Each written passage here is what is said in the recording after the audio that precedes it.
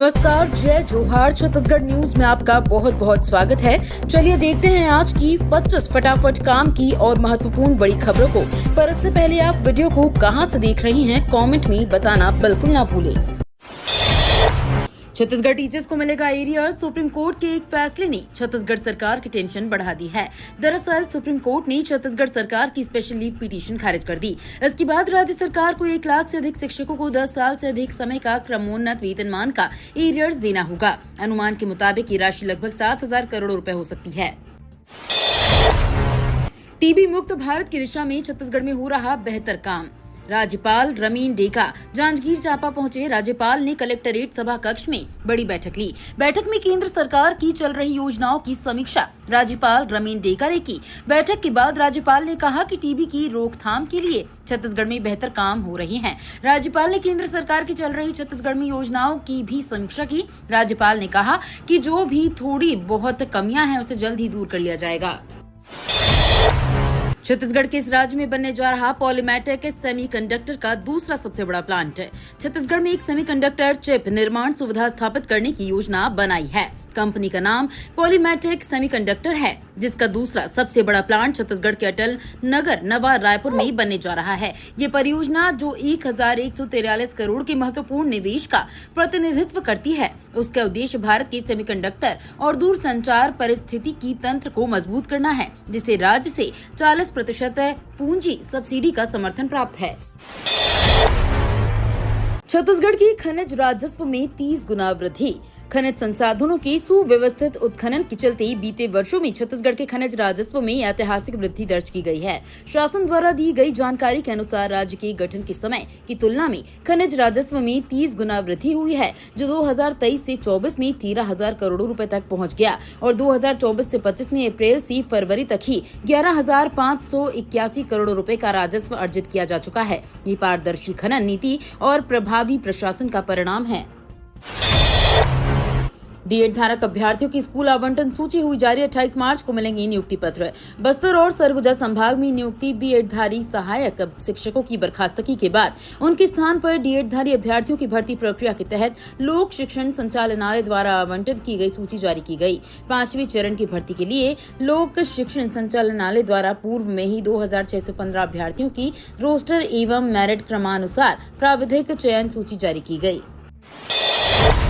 छत्तीसगढ़ के 11 लाख उपभोक्ताओं को बिजली के लिए जून माह से करना होगा रिचार्ज। छत्तीसगढ़ के 11 लाख उपभोक्ताओं को बिजली के लिए जून माह से रिचार्ज कराना होगा। घर में लगे प्रीपेड स्मार्ट मीटर का रिचार्ज कराने पर ही बिजली मिलेगी। जिनके घरों में स्मार्ट मीटर नहीं लगा है, उनके यहाँ भी इस साल के अंत तक लग जाएंगे।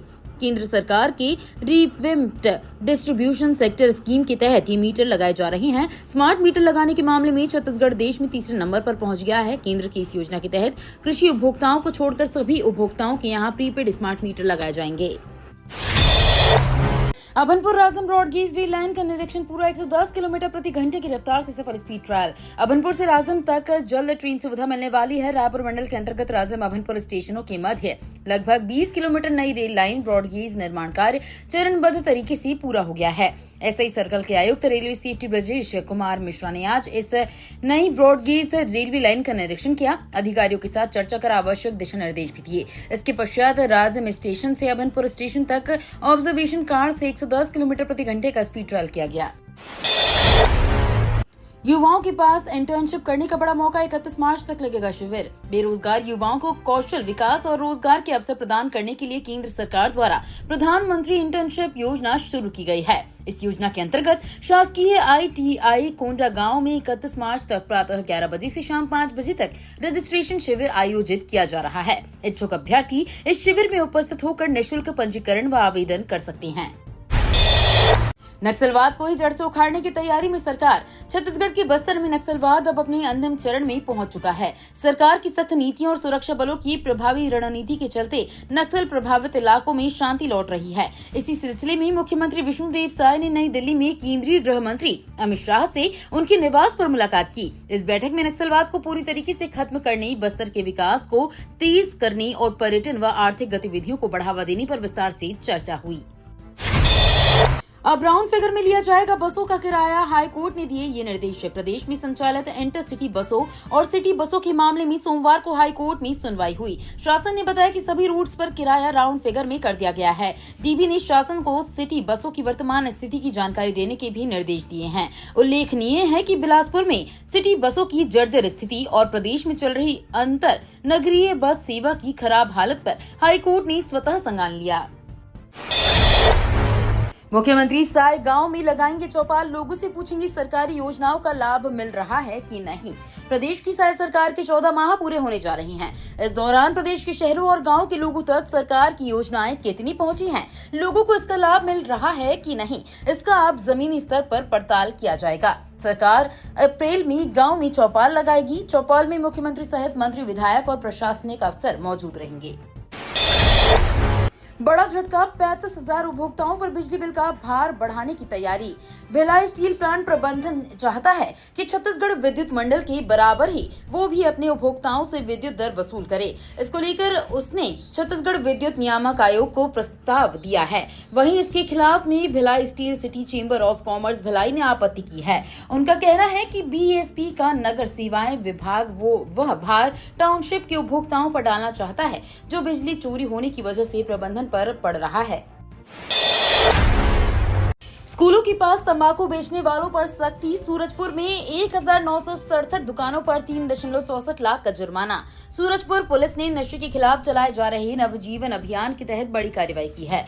पुलिस ने स्कूलों के आसपास गुटखा और तंबाकू बेचने वाले 1967 दुकानदारों पर जुर्माना लगाया है। इस अभियान के तहत दुकानदारों से 3,64,750 रूपए का जुर्माना वसूला गया। ये कार्रवाई कोटपा एक्ट के तहत की गई। अभियान का मुख्य उद्देश्य बच्चों को और युवाओं को नशे से बचाना है। कोंडागांव में अंतर्राज्यीय बस स्टैंड की सुधरेंगे हालात। कलेक्टर ने दिया आवश्यक मरम्मत के निर्देश। कोंडागांव के अंतर्राज्यीय बस स्टैंड पिछले 2 सालों से बंद पड़ा है, जिसकी हालत अब खराब हो गई है। 6.51 करोड़ रुपए की लागत से बना ये बस स्टैंड अब असामाजिक तत्वों का अड्डा बन गया है। बस स्टैंड में शाम होते ही यहाँ शराबखोरी और सट्टाबाजी का माहौल बन जाता है। सुविधाओं की स्थिति भी खराब है। वॉशरूम, टॉयलेट और दरवाजे टूटे फूटे पर कर कबाड़ में तब्दील हो रहे हैं। छत्तीसगढ़ में नई औद्योगिक नीति से बढ़ा निवेश। सीएम साय ने प्रधानमंत्री को दी विस्तृत जानकारी। मुख्यमंत्री विष्णुदेव साय ने मंगलवार को प्रधानमंत्री नरेंद्र मोदी से मुलाकात कर राज्य के विकास संबंधी विस्तृत चर्चा की। इस दौरान उन्होंने बस्तर विकास के मास्टर प्लान का खाका प्रधानमंत्री के समक्ष प्रस्तुत किया। इस बैठक में मुख्यमंत्री ने बस्तर विकास का मास्टर प्लान प्रधानमंत्री के समक्ष प्रस्तुत किया, जिसमें नक्सल प्रभावित क्षेत्रों को बुनियादी सुविधाओं, उद्योगों और पर्यटन के नए केंद्र के रूप में विकसित करने की रूपरेखा शामिल थी। प्रधानमंत्री ने इस योजना पर सकारात्मक प्रतिक्रिया देते हुए राज्य सरकार को हर संभव सहयोग का भरोसा दिया। छत्तीसगढ़ से गुजरने वाली 36 ट्रेनें एक साथ कैंसिल, 4 के बदले रूट है। दक्षिण पूर्व मध्य रेलवे ने छत्तीसगढ़ से गुजरने वाली 36 ट्रेनों को रद्द कर यात्रियों को बड़ा झटका दिया है। वहीं 4 ट्रेनों का रूट बदल दिया गया है, जबकि 3 ट्रेनें बीच रास्ते में ही खत्म हो जाएंगी। इन ट्रेनों को 11 से 24 अप्रैल के बीच अलग अलग तारीखों पर रद्द किया गया है। रेलवे ने इसके लिए चौथी लाइन कनेक्टिविटी के काम को वजह बताया है। ये काम रायगढ़ झारसुगुड़ा सेक्शन के कोतरलिया स्टेशन पर किया जाएगा। इसका सबसे ज्यादा असर छत्तीसगढ़ से हावड़ा रूट पर जाने वाली ट्रेनों पर पड़ेगा। छत्तीसगढ़ पुलिस की कार्रवाई। ट्रक से 1 करोड़ रुपए का गांजा जब्त, चालक गिरफ्तार। छत्तीसगढ़ के कोरबा जिले में पुलिस ने गांजा तस्करी के रैकेट का भंडाफोड़ किया है। पुलिस ने करीब 1 करोड़ रुपए मूल का गांजा जब्त करते हुए कंटेनर ट्रक चालक को गिरफ्तार किया है। फिलहाल पुलिस चालक से पूछताछ कर रही है। दावा किया जा रहा है कि पूछताछ में कई बड़े खुलासे हो सकते हैं। इस बात की जानकारी एक अधिकारी ने दी। छत्तीसगढ़ बीजेवाईएम प्रदेश अध्यक्ष की दौड़ हुई तेज। युवा नेताओं ने ठोकी दावेदारी। राजधानी रायपुर समेत प्रदेश भर की कई युवा नेताओं ने अपनी दावेदारी पेश करते हुए खुद को सबसे सशक्त उम्मीदवार बताया है। सूत्रों के अनुसार रायपुर से प्रशांत सिंह ठाकुर, बस्तर से दीपिका शोरी, बिलासपुर से सनी केशरी और भिलाई से उपकार चंद्राकर प्रमुख दावेदारों के रूप में उभर कर सामने आए हैं। इन सभी ने संगठन में अपनी सक्रियता और युवा मोर्चा में अपने योगदान को आधार बनाकर अध्यक्ष पद के लिए मजबूत दावेदारी जताई है। छत्तीसगढ़ कांग्रेस में बदलाव की तैयारी, जल्द हो सकती है नई नियुक्तियां। निकाय चुनाव में मिली हार के बाद छत्तीसगढ़ कांग्रेस में बदलाव की चर्चाएं चल रही हैं। आला कमान के फैसले पर सभी की नजरें टिकी हुई हैं। इस बीच प्रदेश कांग्रेस कमेटी की नई कार्यकारिणी और खाली पड़े पदों को भरने की एक्सरसाइज फिर से शुरू हो गई है। सूत्रों के मुताबिक प्रदेश उपाध्यक्ष, महामंत्री और सचिवों के अलावा जिला अध्यक्षों के नामों की नई लिस्ट तैयार की जा रही है। पॉलिटिकल अफेयर्स कमेटी की बैठक के बाद पीसीसी अध्यक्ष इसी हफ्ते दिल्ली जाकर आला कमान को प्रस्ताव सौंप सकते हैं। छत्तीसगढ़ में 1 करोड़ रुपए का गांजा जब्त, टेक में लिपटे मिले कई पैकेट। छत्तीसगढ़ के कोरबा जिले में पुलिस ने एक कंटेनर से लगभग 1 करोड़ रुपए मूल्य का 500 किलोग्राम से अधिक गांजा बरामद किया। इसकी कीमत 1 करोड़ रुपए से अधिक आंकी गई है। पुलिस ने वाहन चालक को गिरफ्तार कर लिया है और उससे पूछताछ जारी है। ये जानकारी पुलिस अधिकारियों ने दी। कटघोरा पुलिस को सूचना मिली कि एक माजदा वाहन में भारी मात्रा में गांजा छिपा कर ले जाया जा रहा है। छत्तीसगढ़ वक्फ बोर्ड की 500 करोड़ से अधिक की जमीनों की फर्जी रजिस्ट्री। राजधानी के प्रमुख बाजारों में वक्फ बोर्ड की 500 करोड़ रुपए से अधिक कीमत की जमीन पर भूमाफियाओं ने कब्जा कर रखा है। कई जमीनों को फर्जी तरीके से खरीद कर रजिस्ट्री भी करवा ली गई है। ऐसी जमीनों की रजिस्ट्री को रद्द कराने के लिए वक्फ बोर्ड ने कलेक्टर को पत्र लिखकर शिकायत की थी। इस मामले में कभी भी इन फर्जी रजिस्ट्री कराने वाले लोगों के ऊपर FIR दर्ज हो सकती है। छत्तीसगढ़ विधानसभा यौन उत्पीड़न पुलिस भर्ती घोटाले से गूंजा सदन। छत्तीसगढ़ विधानसभा के बजट सत्र के दौरान कई महत्वपूर्ण मुद्दे पर चर्चा हुई।